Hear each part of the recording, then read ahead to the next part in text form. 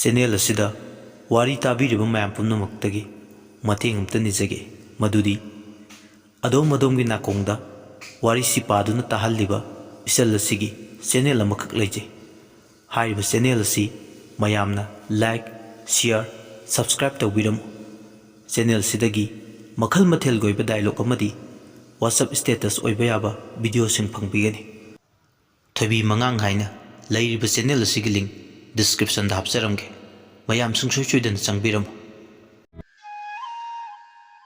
Ayuki matamni laisna ngantana hogatuna imungi thabak loisilami iruza mai thaba loiraduna dukatpa loiraga kitchen da changduna chalon ba horami sanari na hogalakpada thabuk pumba loisinduna lerambada ubada ngaklami iruza mai thaba loiraduna chakhomda changai laisna chalonuna lerambada ubada hai thabak singse nangna loisiliro mani nine kaigi loisilino ne ingbasida nanaba ayang kay din nine dum loisingi ko nene ngasi do ngana makeup tholakpa ada dum hawalaga loisilini da hai ngana go padubudi ne phai ayang kay din ngana hawgalasu lairik paraga layu ko hoi nine laisna sumage tatoni kara sangai boyei ni tumduna lerami laisna sangsinduna magi taton bu hawdoklami taton taton taton Poirai mamiti pang dabi wangangai kaidorage bem thengi hagolo ngasidi ne college do khraga na jaseba Poirai mamito noiduna kai college ngana chatoi ba ngaside maram lei kai maram ho tatona ne khangba yadaba maram ne ba pare pare chalasi asumna ani do ngana loisinduna college salami laisna college yobaga Thoibi he leiba mafam aduda Thoibi bu yingi adubu Thoibi leiba uramde wakal da su khalli uning la kan sidane leira moidabani ba madugi hapu manmudo Poirai lesna da yingduna kaidore leptuna mu leirade class ta sanglodana lesna haife sugatuna hoi asi hairaga lesna class ta sangki Somda thajasu yumaduda mathanta leirami lataga pibarelgasu thaba ama chathokirami thaja phamung aduda hiptuna leiringai matam kayadagi lanjangai duna leiriba kingboy gi party su changsilai madu bada thaja eplambadagi phu hogali thaja pakhatna nei mapam asida kadoba laklibano aha lekai dana balaudringai yamduna thokro chalo mapam asida doktuna yamduna chakro chalo Kengba maithong da karim na bamino amanokduna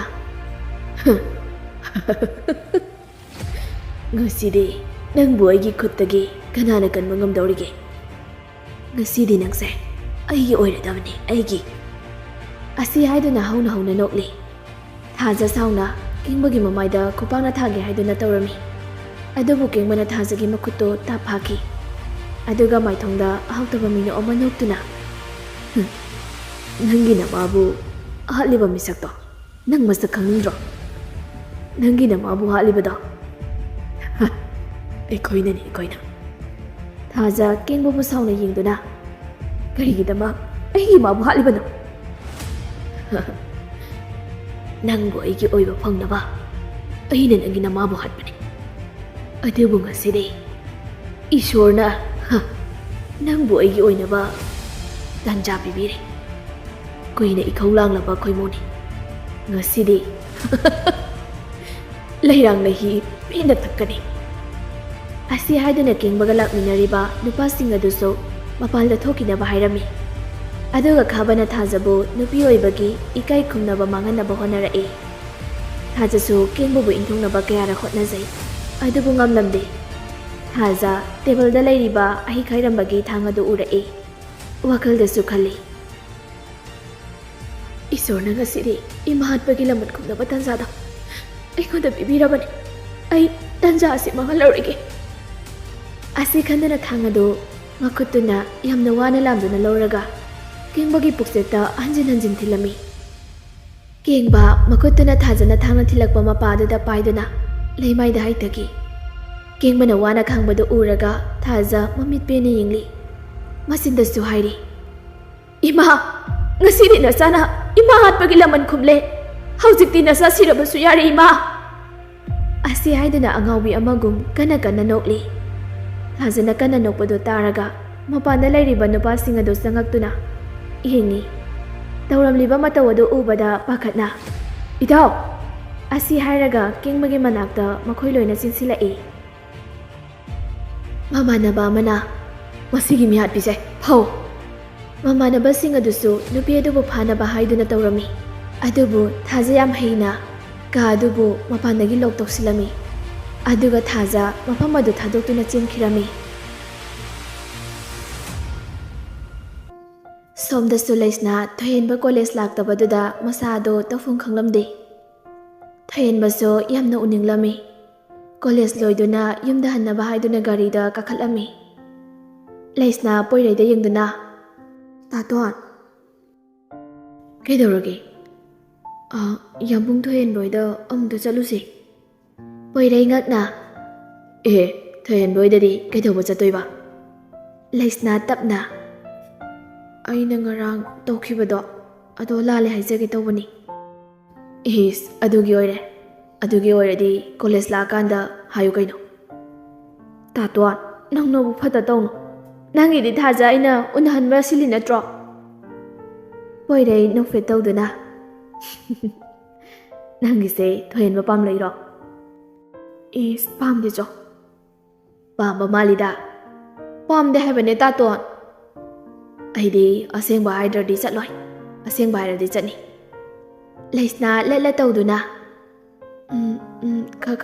khara pami taton poirei noklaga aidi ngasai yungna khanglabani kei khangliba nangna ngasai college ngana sase hairakpado adai khanglabani aidi nangna thoyenba nungsi haibase khangladi phare ado kaiginoba mana ngasi college laktrise poirei noklaga ma kaina haikrine to ho mado ngarang nangna u morok na lonba chado thaklubadagi ahingna doctor yawi adugi laktri oiramni leisna nungaitana taton mana isa yang warawramani ko warawi haibane yam thinasu saubani leisna peri tawrai adubada poirei nokthorei masaksiga pidanaga su tawri aina phagi tawgi tawraga leisna saurangnana mabungi pambo maduda khuningna thilli somda lataga pibarel gaso thabala aduna changai thonga launa hangduktuna leirambada ubada ngaklami makoyane su imungda sangai adubu Thajana lairiba ka adudagi nupa kharana thong hangdo ona laubagi khonjal tabaduda karino khana changai mapanda lok toksinduna leirambada ubada ngaklami manungda karigomba madi tawre haiba khangladuna leikai ge maira paibi kokthoroduna ka adugi thongdo hanglami manungda tawramliba matawadu ubada nupi angang singado kibana loirami kimandana kappa laubaso tawrami maira paibi singaduna kengboigi mamanaba singadubu haduna wangbang chatharami mamanaba singadusu lotpa yararoi khanduna asingbado loina haidorami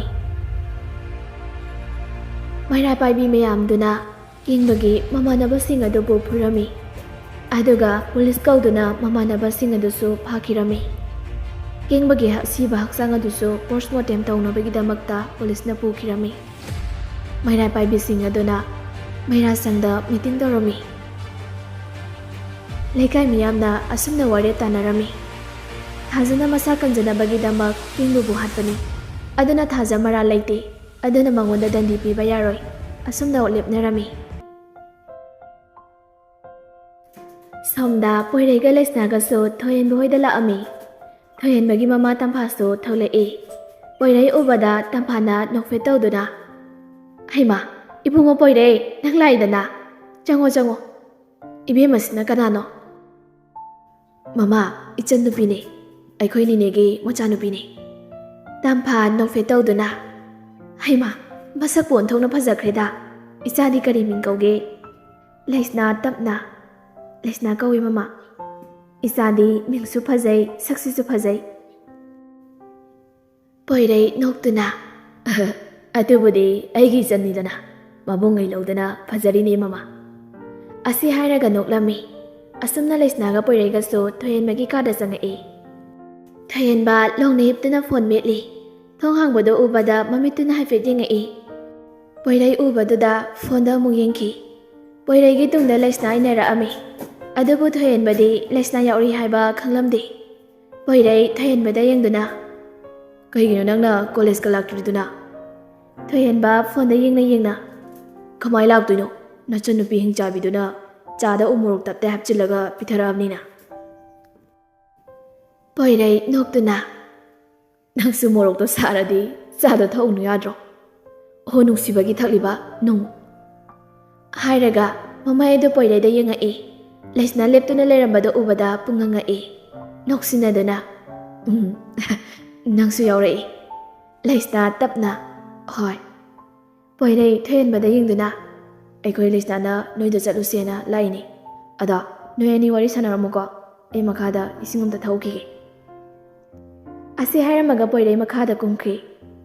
Kaduda leisnaga thoyenmaga khakta mangai hauri. Ani do ngehakti tumin leinarami.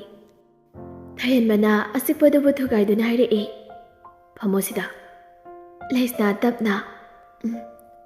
Asi haiduna phamung machi amada fammi. Kelige ekoida jasina hayariduna.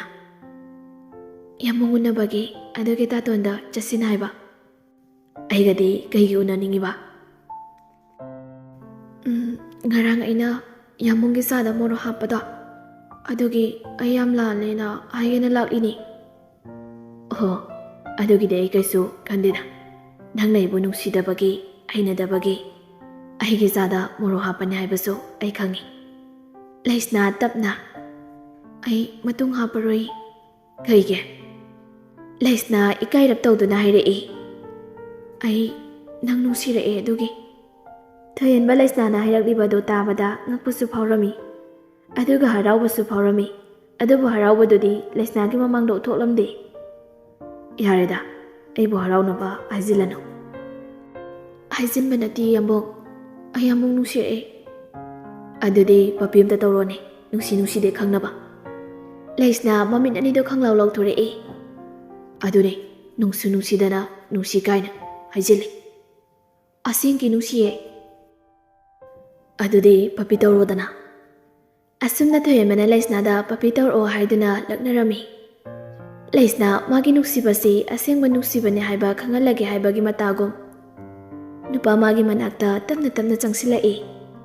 Nupa madi adumna nupi mana manakta changsilakpaduda masado electric singbadongna ngaikre.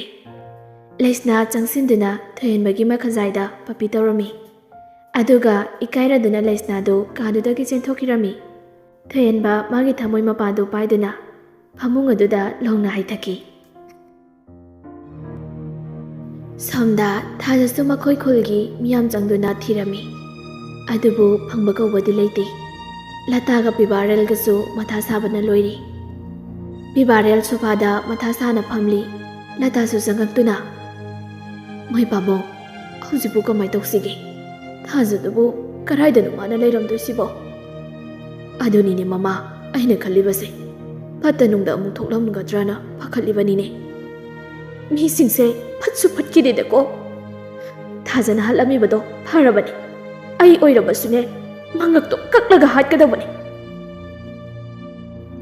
Nachanupidudi pahosi khangkrabra. Khangdribani. Nachanupina khanglagana kari amu oiba. Ikoidagisu thajana hena nuksijabani madi.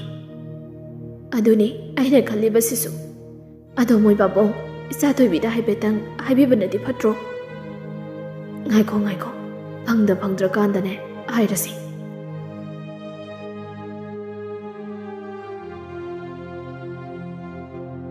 Ngasigi tangkak asi matang asida loisinjari. Mayamna channel asibu nuksibiduna like, share, comment, subscribe tawbiramo.